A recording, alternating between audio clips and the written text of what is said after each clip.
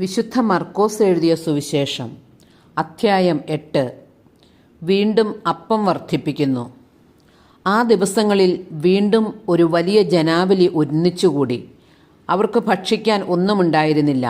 അവൻ ശിഷ്യന്മാരെ വിളിച്ചു പറഞ്ഞു, ഈ ജനക്കൂട്ടത്തോട് എനിക്ക് അനുകമ്പ തോന്നുന്നു. ഇവർ 3 ദിവസമായി എന്നോടുകൂടെയാണ്. അവർക്ക് ഭക്ഷിക്കാൻ ഒന്നുമില്ല. അവരെ വിശപ്പോടെ വീട്ടിലേക്ക് പറഞ്ഞയച്ചാൽ വഴിയിൽ തളർന്നു വീണേക്കും. ചിലർ ദൂരെ നിന്ന് വന്നവരാണ്. ശിഷ്യന്മാർ അവനോട് ചോദിച്ചു, ഈ വിജനസ്ഥലത്ത് ഇവർക്കെല്ലാം അപ്പം കൊടുക്കുന്നതെങ്ങനെ? അവൻ ചോദിച്ചു, നിങ്ങളുടെ പക്കൽ എത്ര അപ്പമുണ്ട്? 7 എന്ന് അവർ പറഞ്ഞു. അവർ ജനക്കൂട്ടത്തോട് നിലത്തിരിക്കാൻ ആജ്ഞാപിച്ചു. പിന്നീട് അവൻ ആ 7 അപ്പമെടുത്ത് കൃതജ്ഞതാസ്തോത്രം ചെയ്ത് മുറിച്ച് ജനങ്ങൾക്ക് വിളമ്പാൻ ശിഷ്യന്മാരെ ഏൽപ്പിച്ചു. അവർ അത് ജനങ്ങൾക്ക് വിളമ്പി.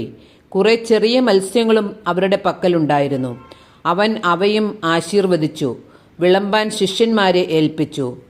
ജനം ഭക്ഷിച്ച് തൃപ്തരായി. ശേഷിച്ച കഷണങ്ങൾ 7 കുട്ട നിറയെ അവർ ശേഖരിച്ചു.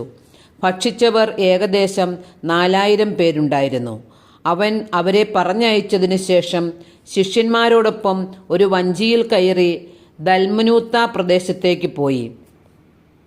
ഫരിസേയർ അടയാളം ആവശ്യപ്പെടുന്നു. ഫരിസേയർ വന്ന് അവനുമായി തർക്കിക്കാൻ തുടങ്ങി. അവർ അവനെ പരീക്ഷിച്ചുകൊണ്ട് സ്വർഗത്തിൽ നിന്ന് ഒരു അടയാളം ആവശ്യപ്പെട്ടു. അവൻ ആത്മാവിൽ അഗാധമായി നെടുവീർപ്പിട്ടുകൊണ്ട് പറഞ്ഞു, എന്തുകൊണ്ടാണ് ഈ തലമുറ അടയാളം അന്വേഷിക്കുന്നത്? സത്യമായി ഞാൻ നിങ്ങളോട് പറയുന്നു, ഈ തലമുറയ്ക്ക് അടയാളം നൽകപ്പെടുകയില്ല. അവൻ അവരെ വിട്ട് വീണ്ടും വഞ്ചിയിൽ കയറി മറുകരയിലേക്ക് പോയി. ഫരിസേയരുടെ പുളിമാവ്. ശിഷ്യന്മാർ അപ്പമെടുക്കാൻ മറന്നുപോയിരുന്നു. വഞ്ചിയിൽ അവരുടെ പക്കൽ ഒരപ്പം മാത്രമേ ഉണ്ടായിരുന്നുള്ളൂ. അവൻ മുന്നറിയിപ്പ് നൽകി, നിങ്ങൾ ജാഗരൂകരായിരിക്കുവിൻ. ഫരിസേയരുടെയും ഹേറോദേസിൻ്റെയും പുളിപ്പിനെക്കുറിച്ച് കരുതലോടെ ഇരിക്കുവിൻ. അവൻ ഇങ്ങനെ പറഞ്ഞത് തങ്ങളുടെ പക്കൽ അപ്പമില്ലാത്തതുകൊണ്ടാണെന്ന് അവർ പരസ്പരം പറഞ്ഞു. ഇത് മനസ്സിലാക്കിയ യേശു അവരോട് പറഞ്ഞു, നിങ്ങൾക്ക് അപ്പമില്ലാത്തതിനെക്കുറിച്ച് എന്തിന് തർക്കിക്കുന്നു? ഇനിയും നിങ്ങൾ മനസ്സിലാക്കുകയും ഗ്രഹിക്കുകയും ചെയ്യുന്നില്ലേ? നിങ്ങളുടെ ഹൃദയങ്ങൾ മന്ദീഭവിച്ചിരിക്കുന്നു. കണ്ണുണ്ടായിട്ടും നിങ്ങൾ കാണുന്നില്ലേ? ചെവിയുണ്ടായിട്ടും നിങ്ങൾ കേൾക്കുന്നില്ലേ? നിങ്ങൾ ഓർമ്മിക്കുന്നില്ലേ? 5 അപ്പം ഞാൻ 5000 പേർക്കായി ഭാഗിച്ചപ്പോൾ ശേഷിച്ച കഷണങ്ങൾ നിങ്ങൾ എത്ര കുട്ട നിറച്ചെടുത്തു? 12 എന്ന് അവർ പറഞ്ഞു. 7 അപ്പം 4000 പേർക്ക് വീതിച്ചപ്പോൾ മിച്ചം വന്ന കഷണങ്ങൾ നിങ്ങൾ എത്ര കുട്ട എടുത്തു? 7 എന്ന് അവർ മറുപടി പറഞ്ഞു. അവൻ ചോദിച്ചു, എന്നിട്ടും നിങ്ങൾ ഗ്രഹിക്കുന്നില്ലേ? അന്ധനു കാഴ്ച. പിന്നീട് അവൻ ബെത്സൈദായിലെത്തി. കുറെ പേർ ഒരു അന്ധനെ അവൻ്റെ അടുത്ത് കൊണ്ടുവന്ന് അവനെ സ്പർശിക്കണമെന്ന് യേശുവിനോട് അപേക്ഷിച്ചു. അവൻ അന്ധനെ കൈക്ക് പിടിച്ച് ഗ്രാമത്തിന് വെളിയിലേക്ക് കൊണ്ടുപോയി. അവൻ്റെ കണ്ണുകളിൽ തുപ്പിയ ശേഷം അവൻ്റെ മേൽ കൈകൾ വെച്ചുകൊണ്ട് ചോദിച്ചു, നീ എന്തെങ്കിലും കാണുന്നുണ്ടോ? നോക്കിയിട്ട് അവൻ പറഞ്ഞു, ഞാൻ മനുഷ്യരെ കാണുന്നുണ്ട്. അവർ മരങ്ങളെപ്പോലിരിക്കുന്നു. നടക്കുന്നതായും കാണുന്നു. വീണ്ടും യേശു അവൻ്റെ കണ്ണുകളിൽ കൈകൾ വെച്ചു. അവൻ സൂക്ഷിച്ചു നോക്കി. കാഴ്ച തിരിച്ചു കിട്ടുകയും ചെയ്തു. അവൻ എല്ലാ വസ്തുക്കളും വ്യക്തമായി കണ്ടു. ഗ്രാമത്തിൽ പ്രവേശിക്കുക പോലും ചെയ്യരുത് എന്ന് പറഞ്ഞ് യേശു അവനെ വീട്ടിലേക്ക് അയച്ചു. പത്രോസിൻ്റെ വിശ്വാസ പ്രഖ്യാപനം.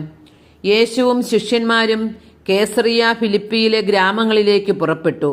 വഴിമധ്യേ അവൻ ശിഷ്യന്മാരോട് ചോദിച്ചു, ഞാൻ ആരെന്നാണ് ആളുകൾ പറയുന്നത്? അവർ പറഞ്ഞു, ചിലർ സ്നാപക യോഹന്നാൻ എന്നും മറ്റു ചിലർ ഏലിയ എന്നും വേറെ ചിലർ പ്രവാചകന്മാരിൽ ഒരുവനെന്നും പറയുന്നു. അവൻ ചോദിച്ചു, എന്നാൽ ഞാൻ ആരെന്നാണ് നിങ്ങൾ പറയുന്നത്? പത്രോസ് മറുപടി പറഞ്ഞു, നീ ക്രിസ്തുവാണ്. തന്നെക്കുറിച്ച് ആരോടും പറയരുതെന്ന് അവൻ അവരോട് കൽപ്പിച്ചു. പീഡാനുഭവവും ഉത്ഥാനവും 1-ാം പ്രവചനം. മനുഷ്യപുത്രൻ വളരെയേറെ സഹിക്കുകയും ജനപ്രമാണികൾ, പ്രധാന പുരോഹിതന്മാർ, നിയമജ്ഞർ എന്നിവരാൽ തിരസ്കരിക്കപ്പെടുകയും വധിക്കപ്പെടുകയും 3 ദിവസങ്ങൾക്ക് ശേഷം ഉയർത്തെഴുന്നേൽക്കുകയും ചെയ്യേണ്ടിയിരിക്കുന്നുവെന്ന് അവൻ അവരെ പഠിപ്പിക്കാൻ തുടങ്ങി. അവൻ ഇക്കാര്യം തുറന്നു പറഞ്ഞു. അപ്പോൾ പത്രോസ് അവനെ മാറ്റി നിർത്തിക്കൊണ്ട് തടസ്സം പറയാൻ തുടങ്ങി. യേശു പിന്തിരിഞ്ഞു നോക്കിയപ്പോൾ ശിഷ്യന്മാർ നിൽക്കുന്നത് കണ്ട് പത്രോസിനെ ശാസിച്ചുകൊണ്ട് പറഞ്ഞു, സാത്താനെ, നീ എൻ്റെ മുമ്പിൽ നിന്ന് പോകൂ. നിന്റെ ചിന്ത ദൈവികമല്ല, മാനുഷികമാണ്.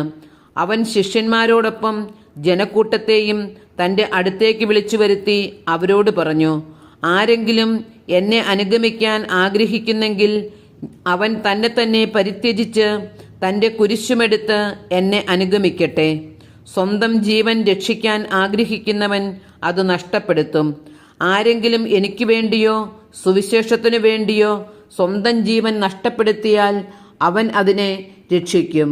ഒരുവൻ ലോകം മുഴുവൻ നേടിയാലും തൻ്റെ ആത്മാവിനെ നഷ്ടപ്പെടുത്തിയാൽ അതുകൊണ്ട് അവന് എന്ത് പ്രയോജനം? മനുഷ്യൻ സ്വന്തം ആത്മാവിന് പകരമായി എന്തു കൊടുക്കും? പാപം നിറഞ്ഞതും അവിശ്വസ്തവുമായ ഈ തലമുറയിൽ എന്നെക്കുറിച്ചോ എൻ്റെ വചനങ്ങളെക്കുറിച്ചോ ലജ്ജിക്കുന്നവനെപ്പറ്റി മനുഷ്യപുത്രനും തൻ്റെ പിതാവിൻ്റെ മഹത്വത്തിൽ പരിശുദ്ധ ദൂതന്മാരോടുകൂടെ വരുമ്പോൾ ലജ്ജിക്കും.